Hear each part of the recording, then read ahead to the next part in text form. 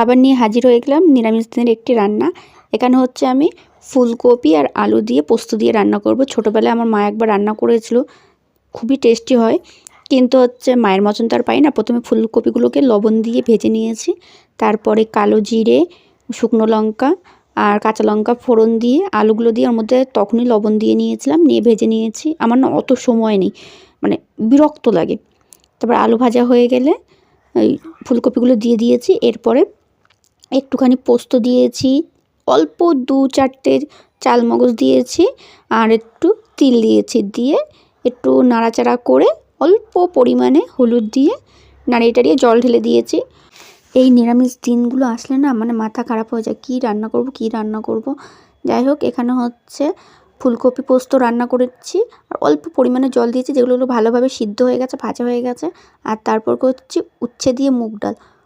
উচ্ছেগুলো প্রথমে কেটে একটু লবণ মাখিয়ে রেখেছিলাম, তারপরে জল চেপে একটু লাল লাল করে ভেজে নিয়েছি।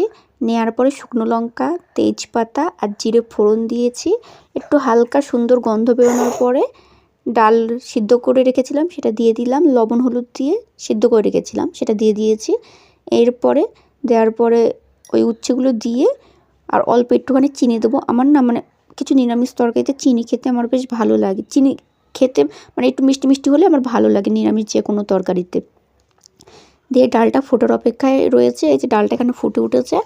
তো রান্নাগুলো কেমন হলো অবশ্যই জানিও। আর আমার চ্যানেল যারা দেখছো প্লিজ সাবস্ক্রাইব করো, ভালো ভালো ভিডিও আসবে। আর কেমন কি ভিডিও দেখতে চাও সেগুলো কমেন্ট করে জানিও।